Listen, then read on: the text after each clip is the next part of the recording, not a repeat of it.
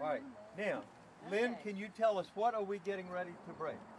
Greenstone, which is Catoctin lava flows about 550 million years ago that flowed out across the surface up on top of the Blue Ridge. And if you go up on the Blue Ridge and you're hiking on a trail, greenstone is common. It is very common. Very common. I mean, there are roads named after greenstone, Arch, isn't there somewhere around there? Anyway, there's a lot of greenstone. And it's what you see when you drive up 64 on Afton. That's what Yeah, if you're going through the cut at Afton, this is the rock. This is the rock. And it was, this was created, formed how long ago? About 550? About 550, yeah. 550 million years ago, and it's on the surface, you know, just laying around. And we're going to break this. Do you want to break this one? All right. This is very hard to break. And the reason that the mountain, well, not that one, but the one back over here stands so high is because this rock is hard to break. And, it doesn't weather much. So Connie, you better pick something Right. that's a little bit. All right. So we'll let. What is? Maybe even here. That would be. That looks like Connie's kind of stuff. What has Connie got here? This is a piece of the Grenville granite that has undergone high-grade metamorphism. I thought I saw garnets, maybe. I thought I saw garnets in there. Precious. At least back in the light tide. But that's a good one to break. And so how old is it? 1.1. That's the oldest rock we got. 1.1 billion. That's the oldest. This is the oldest rock we've got here. So you're dealing with. Well, let's see. This one is 500 million years younger than that one. Only half as old. It's only half as old, right? Half as old. And you know, as we get, this trail is going to have a box full of rocks. And the box full of rocks is going to have cut pieces of rock. And so we're all going to learn so that when we pick these rocks up, we're going to know greenstone, 1.1 billion, half of it. We're going to know all these things. So but we got to start somewhere, right? So where we're going to start now, if Chip is strong enough, we're going to get him to break open the greenstone, and Connie's got the precious garnets in here to see what she can find. So you got your weapon. You got a weapon. Very anxiety producing. Is the camera ready for action? What if I don't? Camera ready. Where's Chip? Chip. It's like what happens if the champagne bottle doesn't break on the Oh, and by the way, for everybody to know, this rock is not local. These big rocks came from Culpeper on a truck, a huge truck, to help restoration in the river. So, What you do, you go for the edge.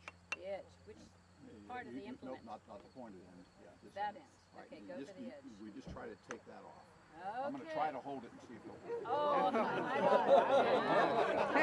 Because it might fly anyway. No, you don't want to. All right. No, you don't want to do that. Well, I'm very sorry my grandson is not here because he is a real rock hound, and he just loves the Rockfish Valley Community Center rock store, and he's, you know, always collecting rocks, and so he's going to be coming around here a lot. And I want to just take 1 minute to thank you, Peter, for what you have done for Nelson County.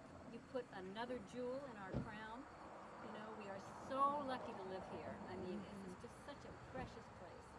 And thank you so much for yet another thing. And now your next project has got to be scenic rivers.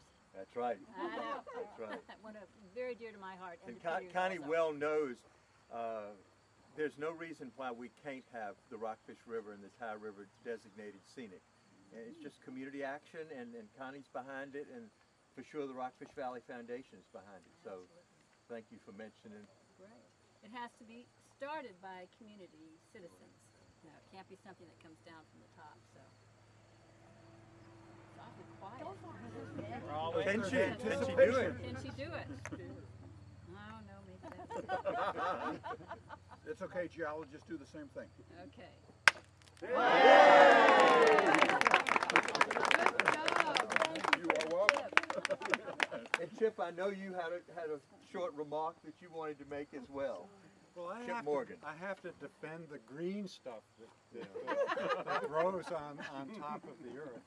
But I will say one thing, as we go around and do botany, one of the first things we're going to look at before we go out is the rocks that are underneath where we're going, because you need to know the rocks that are there. You need to know other details about moisture and slope and aspect and all that. But the rocks, if you go to the Natural Heritage Site, which is, if you go to DCR, Conservation and Recreation, and then you go to the Natural Heritage Site and look for natural communities, they will describe the flora communities that you have all over the state, and one of the first things they're going to describe is going to be what these guys are working on all along the way. So it's important.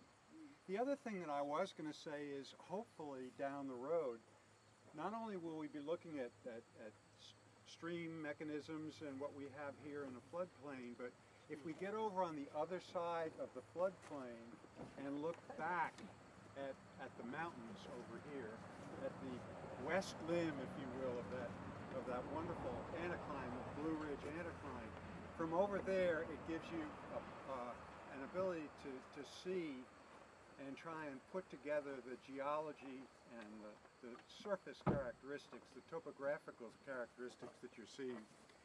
And there's a marvelous gorge over here called Stony Creek. And I look at that gorge and I'm always trying to figure out, how in the world could that cut have been made?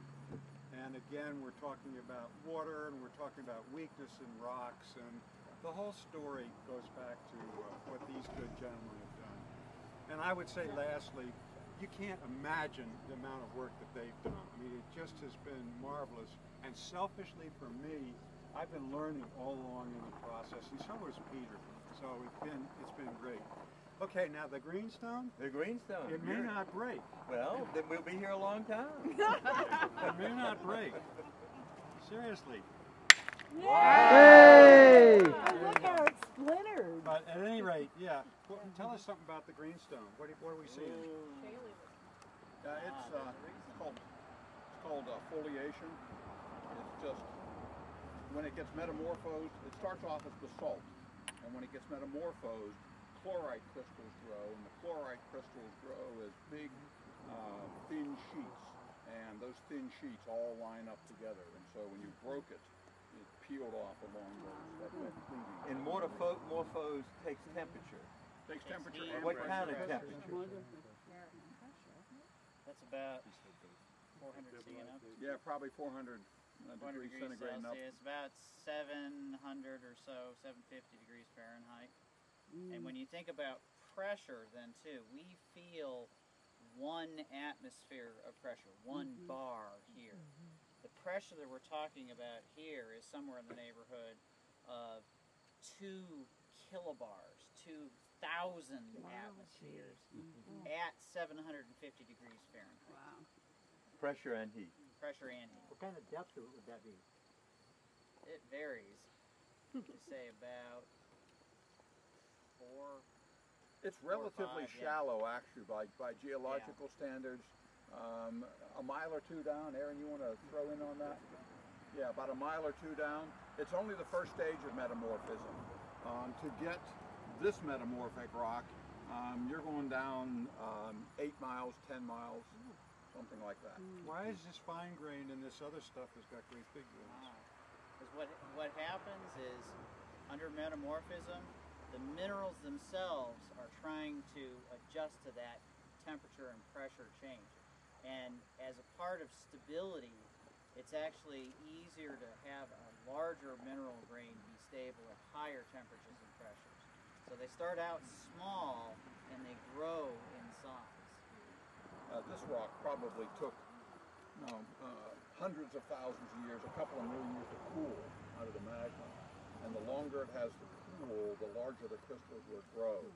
This one, being originally a lava flow, spilled out at the Earth's surface like you would see happening in Hawaii, for example. And it cools relatively quickly, and because of that, the crystals don't grow very much, they're really small. It's a very fine-grained rock. So for a geologist's viewpoint, it's the difference between an intrusive rock below the surface, insulated by surrounding rock, and an extrusive rock that spills out of the surface.